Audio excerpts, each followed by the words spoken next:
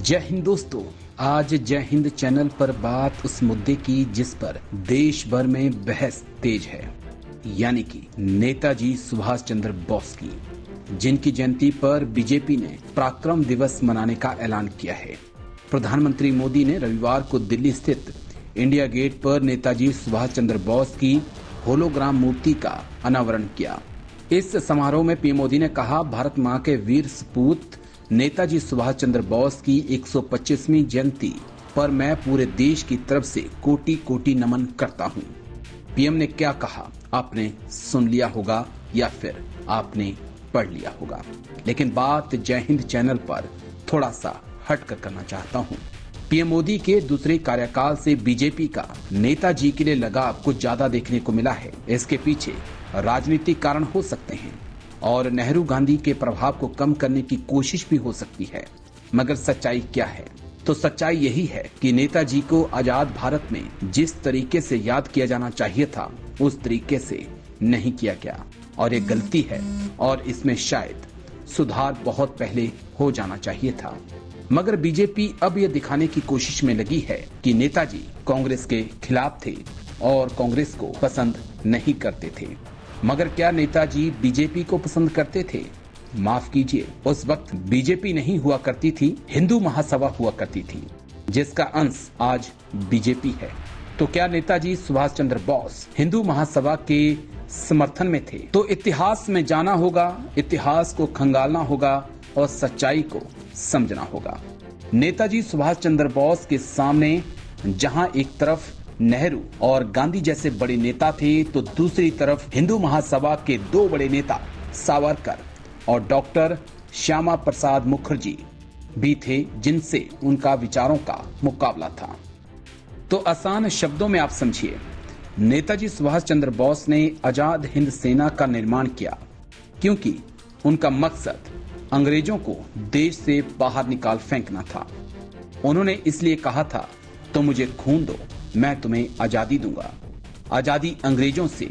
इसलिए उन्होंने Germany, Japan जाकर सेना का निर्माण किया और उन्हें जंग के लिए तैयार किया। तो उस समय बीजेपी के नेता सावरकर और डॉक्टर श्यामा प्रसाद मुखर्जी क्या कर रहे थे, ये जानना काफी अहम है, क्योंकि दूसरे विश्व युद्ध की शुरुआत हो चुकी थी। द्वितीय विश्व युद्ध के दौरान जब नेताजी देश की आजादी के लिए विदेशी समर्थन जुटाने की कोशिश में लगे थे और अपनी आजाद हिंद फौज को पूर्वोत्तर भारत में सैनिक अभियान के लिए लामबंद कर रहे थे, तभी सावरकर अंग्रेजों को पूर्ण सहयोग की पेशकश करने में लगे हुए थे। 1941 में भागलपुर में हिंदू महासभा के 23वें अधिवेशन को संबोधित करते हुए सावरकर ने अंग्रेज शासकों के साथ सहयोग करने की अपनी नीति का इन शब्दों में खुलासा किया था। देश भर के हिंदू संगठनवादियों को दूसरा सबसे महत्वपूर्ण और अति आवश्यक काम ये करना है कि हिंदुओं को हथियार बंद करने की योजना में अपनी पूरी ऊर्जा और कार्रवाइयों को लगा देना है।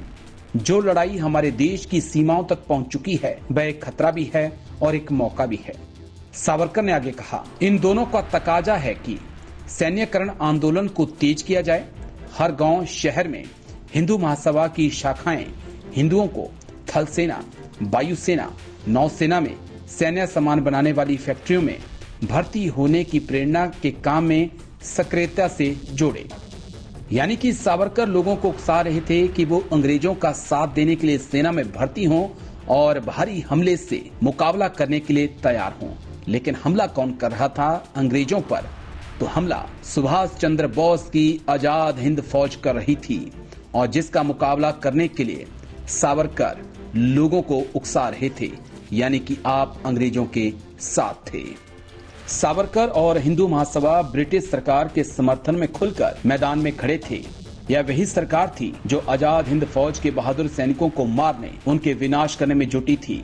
अंग्रेज शासकों को भारी प्रशंसा करते हुए सावरकर ने मदुरा में अपने अनुयायियों से कहा, चूंकि जापान एशिया को यूरोपीय प्रभाव से मुक्त कराने के लिए सेना के साथ आगे बढ़ा है, ऐसी स्थिति में ब्रिटिश सरकार को अपनी सेना में बड़ी संख्या में भारतीयों की जरूरत है और हिंदू महासभा को उसकी मदद करनी चाहिए। यहीं से आप समझ सकते हैं कि बीजेपी जिन्हें मानती है, जिन्हें पूजती है, वो अंग्रेजों के साथ थे और वो आजाद हिंद फौज के सैनिकों को मारने के लिए ब्रिटिश सेना में जाना चाहते थे। वे उसी वक्त हिंदू महासभा के एक बड़े नेता थे, डॉक्टर श्यामा प्रसाद मुखर्जी, जो बंगाल से थे और सुभाष चंद्र बोस भी पश्चिम बंगाल से थे। तो इन दोनों का रिश्ता कैसा था, इसे भी समझना बहुत जरूरी है। अपनी डायरी में डॉक्टर मुखर्जी खुद लिखते हैं, एक बार बॉस उनसे मिले थे और उन्होंने कहा था कि यदि आप हिंदू महासभा को एक राजनीतिक दल के रूप में गठित करते हैं तो मैं देखूंगा कि आप उसका राजनीतिक गठन कैसे करते हैं।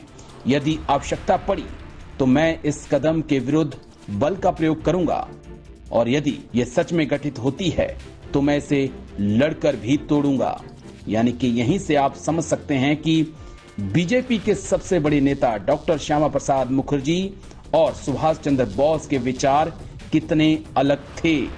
सुभाष चंद्र बोस के विचार बीजेपी से पूरी तरह से उल्टा थे। ये विरोध इस हद तक था, आप जानेंगे तो हैरान रह जाएंगे, आपकी आंखें खुली की खुली रह जाएंगी कि जब नेताजी की फौज बर्मा के रास्ते भारत की तरफ बढ़ रही थी तो बंगाल सरकार में उप मुख्यमंत्री बतौर श्यामा प्रसाद मुखर्जी ने उन्हें रोकने के लिए अंग्रेजी गवर्नर के सामने लंबी चौड़ी योजना पेश की थी। ये इतिहास में लिखा हुआ है, ये सच्चाई है और इसे बीजेपी नकार नहीं सकती। तो सच्चाई यही है कि सुभाष चंद्र बोस अलग थे, उनके विचार नीतियां ना कांग्रेस से मेल खाती थी ना बीजेपी से मेल खाती थी।